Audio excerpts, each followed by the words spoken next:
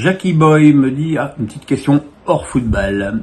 Bonjour Pierre, qui est votre favori pour Roland Garros, absence de Nadal, retraite du maître Federer et Djokovic en difficulté, le tennis tourne une immense page de l'histoire. Ouais, et puis c'est un petit peu normal parce qu'on parle quand même de mecs qui ont 41, 37 et 36 ans. Et voilà, il y a que Ronaldo pour croire qu'il est éternel parce qu'il met des buts en Arabie Saoudite. T'es pas éternel dans le sport, et à un moment donné où ton corps il te rattrape, et il faut que le tennis se prépare à avoir une succession au niveau des têtes d'affiche. Alors, il y a Carlos Alcaraz qui a un tennis absolument enthousiasmant, mais qui a encore des petites fragilités physiques, et il faudra voir psychologiquement comment il va aborder ce tournoi, puisque le dernier Grand Chelem auquel il a participé, c'est l'US Open qu'il a gagné et qu'il n'a pas déjà disputé l'Australie sur blessure. Djokovic normalement devrait pas être trop loin, et puis un joueur dont on parle pas du tout et qui pour moi est tout proche des meilleurs, c'est Yannick Sinner. Après voilà, Zverev j'y crois pas du tout, Medvedev devrait bien figurer, mais si je devais donner un favori, je dirais plutôt Alcaraz. Alexandre Nadal-Ojo me dit Lyon-Monaco-Nice, quel est le plus gros flop de la saison parmi ces trois équipes? Je pense que c'est Monaco, parce que je pense que Monaco avait le meilleur effectif des trois équipes qui viennent d'être citées. Lyon, même si les résultats sont meilleurs depuis que Laurent Blanc est là, on s'aperçoit que l'équipe est pas complète et manque à la fois de muscles et de qualité au milieu de terrain. Nice, le problème de Nice, c'est pas tellement les résultats sur le terrain, c'est le flou artistique de ce projet, parce que on sait pas trop ce qu'Ineos veut, et on sait pas trop ce qu'Ineos voudra si Ineos venait à reprendre Manchester United. Est-ce que Nice deviendrait le cadet de leurs soucis, ou est-ce qu'ils continueraient à investir? En tout cas, ils ont dépensé beaucoup d'argent sur des joueurs très moyens, des mecs à recruter à coût de 10 millions, notamment pour mettre le doigt sur lui spécialement, mais Brahimi 10 millions, ça n'a pas de sens. Voilà, il faudra voir le recrutement niçois, et aussi le nouvel entraîneur, parce que je ne peux pas croire que Didier Digard reste en poste. Jackie Boy, la rumeur Tudor à la Juve, bonne ou mauvaise chose pour l'OM, et quel bilan tirer de sa saison et surtout de son management? Alors je lis, j'entends des chroniqueurs de haut niveau, ou supposés comme tels, dire que l'OM a fait une bonne saison. Moi je pense que finir derrière Lens, c'est pas faire une bonne saison. Je pense que se faire éliminer en Coupe de France à domicile par Annecy, c'est pas faire une bonne saison. Je pense que terminer dernier de sa poule en Ligue des Champions, alors que t'as la qualification en main dans les dernières minutes, c'est pas une bonne saison. Je pense que Tudor, et c'est vrai que Tudor, il a apporté quelque chose au niveau du style de jeu, ce football finalement assez total, où il y a finalement pas tant de joueurs offensifs que ça, hein. Il y a Alexis Sanchez, Wunder un petit peu, puis après on passe tout de suite à Guendouzi. Je pense que ça a marché longtemps parce qu'il y avait un effet de surprise, mais que cette équipe-là, avec ce dispositif-là, a une incapacité à faire le jeu à domicile, ce qui explique ces résultats assez catastrophiques du club au Vélodrome. Après, au niveau de la gestion de Tudor, t'as des problèmes avec Guendouzi, t'as des problèmes avec Payet, t'as des problèmes avec Vitinha, Mbemba qui a disparu quasiment de la circulation sur les derniers matchs. Voilà, je trouve que si la Juve le veut, qu'ils le prennent. Moi je pense que ce serait pas la plus mauvaise des nouvelles pour l'OM.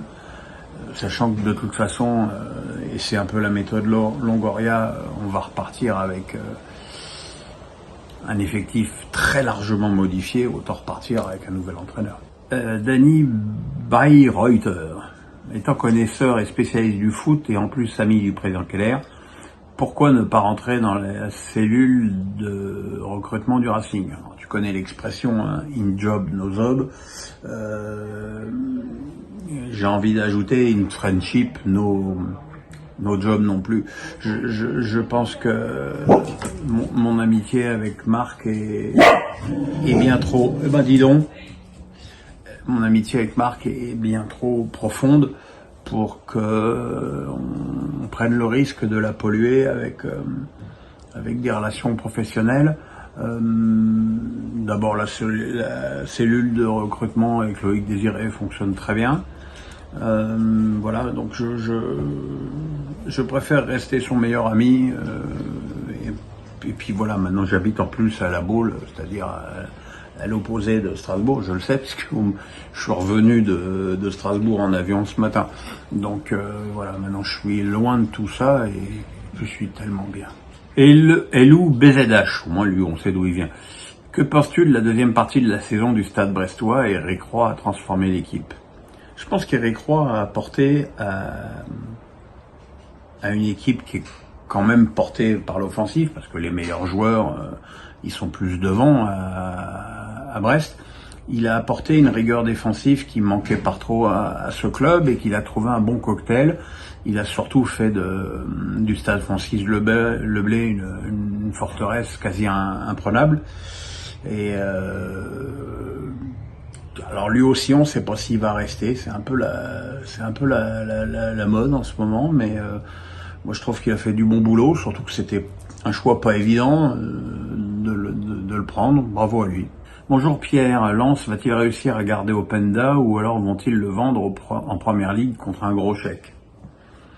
Jackie, tu touches au problème d'un club de la dimension de Lens qui vient de faire une saison magnifique. Mais il est bien évident que les joueurs, ils ont envie de faire fructifier leur très bonne saison.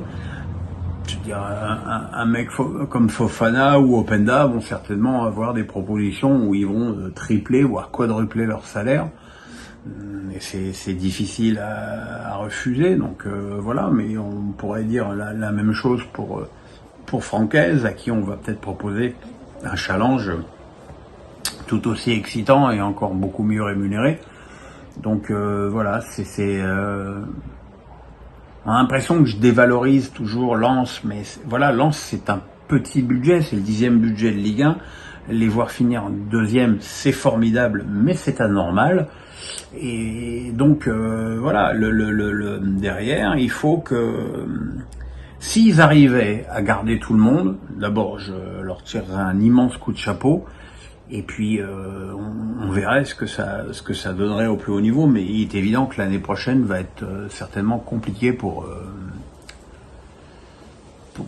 Lens. Question de Manu B. Neymar qui ne va pas à Strasbourg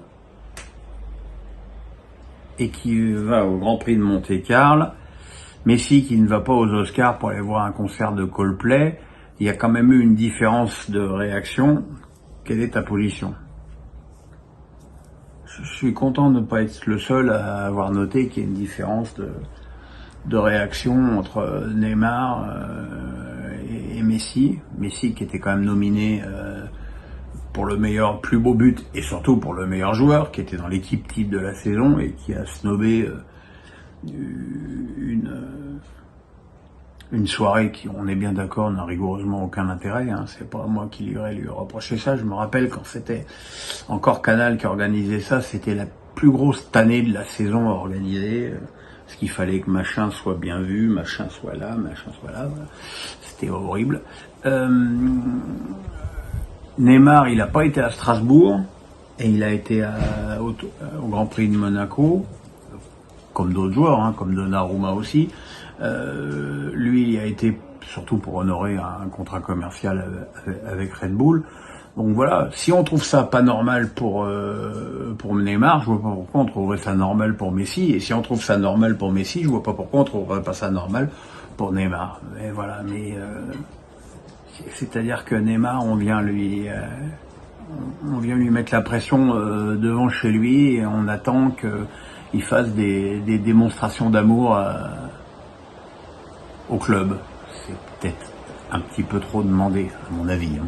Jackie Boy, bonjour Pierre, les supporters des Racing sont contre une possible vente à Chelsea, comprenez-vous leurs craintes? Non. Non, je suis désolé.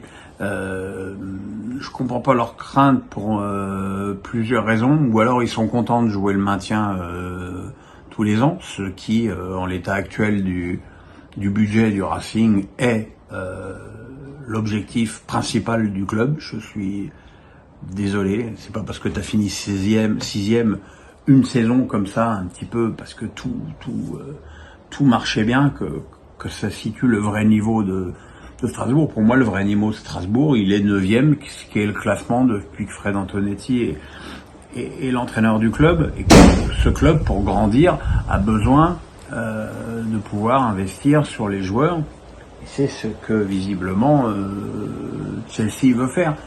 Je veux dire, moi, ce qui me déplaît beaucoup dans l'attitude des supporters strasbourgeois, pas tous, parce que la banderole, nous, on la multipropriété, elle était pas très grosse quand le PSG était beaucoup moins grande que le magnifique tifo en hommage à Dimitri Liénard. C'est quand même mal connaître Marc de croire qu'il va vendre le club au plus offrant et puis s'en laver les mains et se barrer. Rien ne dit, et je le dis, j'ai pas d'infos, mais rien ne dit que Marc va partir, même si le club est vendu à Chelsea. Moi, si j'étais Chelsea et que je voulais acheter Strasbourg, je n'aurais qu'une volonté, c'est que Marc reste le président du club. Et que moi, en tant que supporter de Strasbourg, j'ai envie de voir une équipe avec 50 ou 60 millions de budget investi dans l'équipe première, sachant en plus que Chelsea paierait aussi les travaux la part des travaux qui incombe au club, c'est-à-dire 50 millions entre le stade, l'académie et le centre des pros. Donc voilà, c'est de ce que je peux savoir, il n'y a rien à voir entre l'association Manchester City 3, qui là on est bien d'accord pour tout le monde est une vaste escroquerie, et ce que veut faire Chelsea avec Strasbourg. Faisons confiance à Marc, comme je l'ai dit samedi soir, avec lui le club est entre de bonnes mains, et voilà. On met le petit pouce bleu, on s'abonne, et merci Pierrot.